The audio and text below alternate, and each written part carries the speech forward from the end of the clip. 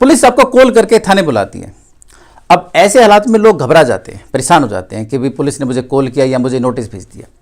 अब ऐसी सिचुएशन में इंसान को क्या करना चाहिए, आज बात करते हैं इसी टॉपिक के बारे में। अगर पुलिस आपको कॉल करती है या नोटिस देती है, थाने बुलाती है, तो ऐसे में आपको क्या करना चाहिए। नमस्कार दोस्तों, मैं हूं एडवोकेट धीरज कुमार, आपका स्वागत करता हूं आज की वीडियो में।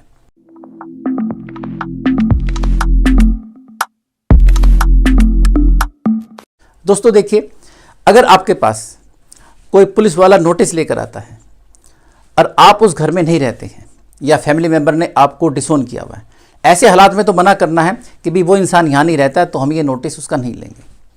लेकिन अगर आपके पास कोई कॉल आती है तो कॉल को काटना नहीं है, परेशान नहीं होना है। ये नहीं है कि आप किसी और से बात करने के लिए गए, नहीं, सामने साफ स्पष्ट बात कीजिए। ये कहिए, हाँ भी बताइए आपको प्रॉब्लम क्या है, किस लिए आपने मुझे कॉल किया है, आप मुझे थाने क्यों बुलाना चाहते हैं, किस केस में बुलाना चाहते हैं। और सबसे पहले आप ये पूछेंगे कि भाई आपका नाम क्या है, आपकी पोस्ट क्या है। देखिए, कोई भी पुलिस वाला अगर कॉल करता है तो सबसे पहले उसको रोजनामचे में लिखना होता है कि भाई मैं अपना ये काम आज कर रहा हूँ। कोई भी केस उसके पास आता है, एक केस डायरी मिलती है, उस केस डायरी के अकॉर्डिंग उसको लिखना पड़ता है मैंने इस केस में ये काम किया, किसी को कॉल किया, किसी को बुलाया, कोई मीटिंग की, कहीं एविडेंस के लिए गया। और अगर किसी को नोटिस करता है तो अपनी वो पर्सनल केस डायरी में भी लिखता है। और इसके अलावा जो रोजनामचा होता है जिसमें कि सभी पुलिस स्टेशन वाले अपना बयान दर्ज करते हैं कि भाई मैं इस टाइम ड्यूटी पे आया है और इसके बाद मैंने किसी को नोटिस इशू किया है, तो वहाँ पर उसका भी ब्यौरा दिया जाता है। या कोई 100 नंबर की कॉल आती है, 112 नंबर की कॉल आती है, या किसी को कहीं रवानगी करनी होती है, तो सब उसमें डिटेल होती है। तो सबसे पहले आप उनसे पूछेंगे कि भाई आप है कौन, आपका नाम क्या, आपकी पोस्ट क्या है। इसके बाद आपसे पूछेंगे भाई आप मुझे किस केस के रिगार्डिंग बुलाना चाहते हैं। तो जब भी आप ऐसा क्वेश्चन पूछते हैं तो आपने देखा पुलिस वाले एकदम से चिड़चिड़े पे हो जाते हैं, गुस्सा करेंगे, नहीं मैं नहीं बताऊंगा, थाने आओ, थाने आके बताऊंगा। जैसे भाई कॉल पे बिल्कुल भी मैं इस बात का जिक्र नहीं करूंगा कि केस क्या है क्या नहीं है, मुझे बताने की परमिशन नहीं है या फिर अकॉर्डिंग टू लॉ बता नहीं सकते, जबकि ऐसा कुछ भी नहीं है। आप थाने आकर भी तो उससे पूछोगे। तो ऐसे में आप साफ स्पष्ट कहें कि भाई या तो मुझे बताइए कि क्या केस है क्या नहीं बताना है तो आप मुझे नोटिस दीजिए। ऐसे में फिर आप उनको नोटिस के लिखे दे, आप मुझे नोटिस सेंड कीजिए, नोटिस के बाद ही मैं आपको कहूँगा। नोटिस आपको व्हाट्सएप पर भी सेंड किया जा सकता है, ये नहीं कि आपका एड्रेस लेकर ही किया जाए। अगर वो कहता है आपसे आप अपना एड्रेस दीजिए, एड्रेस बताइए, तो बेशक आप बेहिचक बताइए, उस एड्रेस पर भेज दीजिए। नहीं तो आप कह सकते हैं भी मुझे आप व्हाट्सएप पर इसी नंबर पर भेज दीजिए। सुप्रीम कोर्ट की बाकायदा जजमेंट है जो कि कोरोना टाइम में आएगी कि व्हाट्सएप पर भी नोटिस दिए जा सकते हैं, और तब से व्हाट्सएप, ईमेल या मैसेज सब कुछ किया जा सकता है।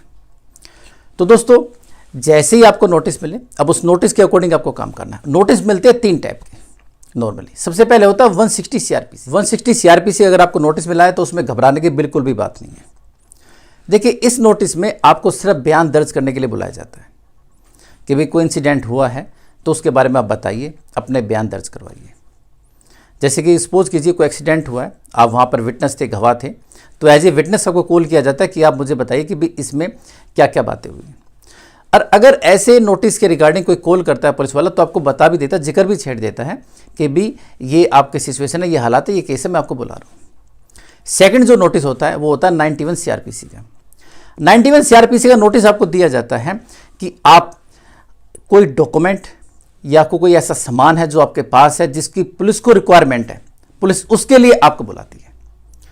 नॉर्मली सपोज कीजिए जैसे कि आप वाइफ हैं, आपने केस किया, एफआईआर की हुई है, और पुलिस आपसे डिमांड करती है कि भी आप अपनी स्त्री धन की लिस्ट दीजिए, उसके लिए भी आपको 91 का सीआरपीसी का नोटिस मिल सकता है। आप हस्बैंड हैं, आपके पास वाइफ का स्त्री धन है, उसके लिए भी आपको 91 का आपको नोटिस मिल सकता है। आप कोई कंपनी चलाते हैं और आपके पास किसी एम्प्लॉय की अटेंडेंस का रजिस्टर है, आपके पास रिकॉर्ड है कि मेरे यहाँ जॉब करता था, पुलिस उसके लिए भी आपको नोटिस दे सकती है। तो आप पुलिस को जाकर वो रिकॉर्ड देंगे। आपके पास नहीं है तो आप उसको रिटर्न में मना कर देंगे। तो 91 सीआरपीसी का नोटिस सिर्फ इसीलिए होता है, उसमें भी कोई घबराने वाली बात नहीं होती है। थर्ड जो नोटिस होता है वो होता है 41A सीआरपीसी का नोटिस। ये अगर आपको मिला है तो इसमें थोड़ा सा परेशानी वाली बात है, क्योंकि नॉर्मली ये नोटिस जब मिलता है जब कोई एफआईआर आपके खिलाफ रजिस्टर्ड हो जाती है, तब पुलिस आपको इन्वेस्टिगेशन ज्वाइन करने के लिए बुलाती है। लेकिन कई बार मैंने देखा है कि सिर्फ एक कंप्लेंट के बेस पर ही 41A का नोटिस वे इशू कर देते हैं, लेकिन जो कि गलत है। हमेशा एफआईआर करने के बाद ही करना चाहिए। एफआईआर से पहले नॉर्मली 160 का नोटिस दिया जाता है। लेकिन अगर आपको कोई 41 सीआरपीसी का नोटिस दिया है तो आप नोटिस में देखिए कि नोटिस में उस केस का जिक्र है या नहीं है, या उस कंप्लेंट नंबर डला है या नहीं डला है। अगर वो नहीं है तो आप उसको रिवर्ट करके कह सकते हैं कि भी आपने जो नोटिस मुझे सेंड किया या भेजा है उसमें प्रॉपर इन्फॉर्मेशन नहीं है। आप आरटीआई लगाकर भी डिटेल ले सकते हैं केस की, लेकिन कई बार आरटीआई को डिनाई कर दिया जाता है कि भी अभी इन्वेस्टिगेशन चल रही है तो हम नहीं बताएंगे, वो पुलिस का अपना राइट होता है। ऐसे में अपने वकील साहब से कॉन्टैक्ट कीजिए, कॉन्टैक्ट करके पता करवाइए कि कोई एफआईआर रजिस्टर हुई है या नहीं हुई है। तो इस प्रकार से आप पता कर सकते हैं कि कोई केस या कंप्लेंट मेरे खिलाफ है या नहीं है। अगर कोई भी केस आपको उसमें पता लग जाता है कि ये केस या एफआईआर रजिस्टर मेरे खिलाफ हो रखी है, उसमें अगर 7 साल तक की कम सजा है, तो ऐसे में पुलिस की पावर होती है, वो आपको विदाउट अरेस्ट भी चार्जशीट फाइल कर सकता है। आपको अरेस्ट नहीं करे, विदाउट अरेस्ट भी चार्जशीट कोर्ट पे फाइल हो सकती है। 7 साल से ज़्यादा की सजा है तो ऐसे में पुलिस आपको अरेस्ट करेगी। अगर भाई आपको लगता है कि पुलिस ने पैसे खाए हुए हैं या अपोजिट पार्टी के इन्फ्लुएंस में है, और ऐसे में मैं अगर इन्वेस्टिगेशन ज्वाइन करने के लिए गया और बेशक 7 साल से कम की सजा है, तो पुलिस मेरे को अरेस्ट करेगी। तो ऐसे में आपको एंटिसिपेटरी बेल सेशन कोर्ट में अप्लाई करनी है। तो ऐसे में आपने वकील साहब के थ्रू सेशन कोर्ट में बेल अप्लाई करेंगे। 41A CRPC का जो आपको नोटिस मिला है उसको आप भी चैलेंज करते हैं कि मुझे नोटिस मिला है और मुझे एप्रीहेंशन है कि मुझे पुलिस अरेस्ट कर सकती है। तो जज साहब से रिक्वेस्ट है कि मुझे एंटिसिपेटरी बेल दी जाए। अब ऐसे में कोर्ट आपको कहती है कि भाई मैं आपको बेल क्यों दूं, आप जाकर इन्वेस्टिगेशन ज्वाइन कीजिए, पुलिस को जरूरत होगी तो अरेस्ट करेगी, नहीं जरूरत होगी तो नहीं अरेस्ट करेगी, छोड़ देगी आपको, मैं आपको बेल क्यों दूं।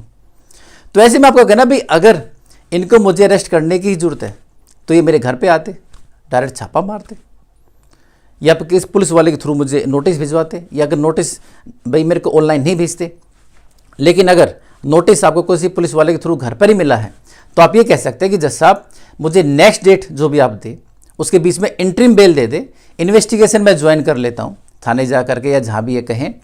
इसके बाद अगर इनको अरेस्ट करने की जरूरत होगी ये कोर्ट में बता देंगे मुझे, तब मैं अपनी जो परमानेंट बेल है उसके लिए अप्लाई कर लूँगा। इस तरह से आपको अपना पक्ष करना है और इस तरह से आपको इंटरिम बेल लेनी है कि भी नेक्स्ट डेट के बीच में मेरे को आप कोर्ट प्रोटेक्शन दे कि मुझे अरेस्ट नहीं किया जाएगा और ये इन्वेस्टिगेशन कर ले। इसके बाद आपके सामने रिपोर्ट रखें। कोर्ट में जब एंटिसिपेटरी बेल लगाते तब आपको ये बात ही पूछनी है कि भी आप मेरे को क्यों मतलब इन्वेस्टिगेट करना चाहते हैं, क्यों आप मेरे को भाई अप्रोच कर रहे हैं, आप उसमें अक्यूज है या नहीं है या कोई विटनेस है, तो उसके रिगार्डिंग सारी आपके पास इंफॉर्मेशन आ जाएगी क्या केस है क्या नहीं है। क्योंकि जब आप बेल लगाते हैं तो पुलिस को उसके अंदर अपना रिप्लाई देना पड़ता है। तो इस तरह से पुलिस आपको कॉल करती है या नोटिस सेंड करती है तो आपको इस सिचुएशन को हैंडल करना है। इसके अलावा कई बार ऐसा भी हो जाता है कि कई बार लोग आपको डराने के लिए भी कॉल कर देते हैं, अननोन नंबर से कॉल करेंगे पुलिस वाले बन करके। तो ऐसे नंबरों की भी आपको जांच करवानी है। कोई बार बार परेशान करता है या फिर अपनी डिटेल नहीं देता है तो आप उसके रिगार्डिंग में 112 नंबर पर कॉल करके कंप्लेंट कर सकते हैं। तो इस प्रकार से अगर कोई आपको बेवजह परेशान कर रहा है तो उसका भी ध्यान रखिए।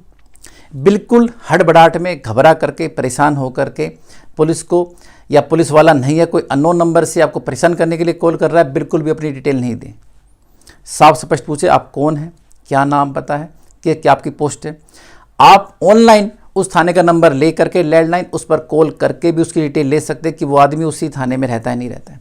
क्योंकि कई बार ये भी देखा गया कि 490 के जो केस होते हैं डावरी के, उसमें वाइफ की तरफ से या हस्बैंड है उसकी तरफ से कोई रिश्तेदार अगर पुलिस में होता है तो वे भी कॉल करवा करके दूसरे थाने से परेशान करवा देते हैं।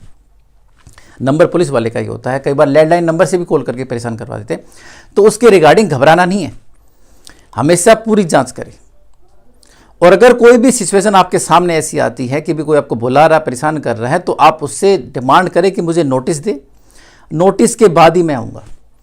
अब कई बार ये हो जाता है कि पुलिस वाले चिढ़ भी जाते हैं, नोटिस के लिए आनाकानी करते हैं कि भी मैं नोटिस क्यों दूँ, बिना नोटिस के आना पड़ेगा। साफ स्पष्ट आप मना कर सकते हैं कि अकॉर्डिंग टू लॉ आपको नोटिस ही देना है मुझे, अब नोटिस दीजिए उसके बाद ही मैं आऊँगा। और नोटिस में प्रॉपर पूरी डिटेल होनी चाहिए। तो दोस्तों आइंदा अगर कभी भी आपके पास पुलिस का कोई भी कॉल आए घबराइए मत, सिचुएशन को नॉर्मली हैंडल कीजिए। आप डरेंगे तो मतलब आप गलत हैं। अगर आप उसका सही तरीके से सामना करेंगे, अकॉर्डिंग टू लॉ करेंगे, तो उसको भी सामने वाले को डर रहता है भाई इसको लॉ को पता है या इसके पास एडवोकेट है या इसको अप्रोच कर रहा है या समझदार आदमी है और इससे मैं ज़्यादा पंगा नहीं लूँ। तो ना ही वो आपसे बदतमीजी करेगा और आपका काम भी इजीली। तो दोस्तों आशा करता हूँ आज की वीडियो आपको पसंद आई होगी। अगर आप मुझसे कॉन्टैक्ट करना चाहते हैं तो नीचे दिए मेरे नंबर 9278134222 पर कॉल कर सकते हैं या व्हाट्सअप भी कर सकते हैं। तो मिलते हैं एक नई वीडियो में नई जानकारी के साथ, तब तक के लिए नमस्कार।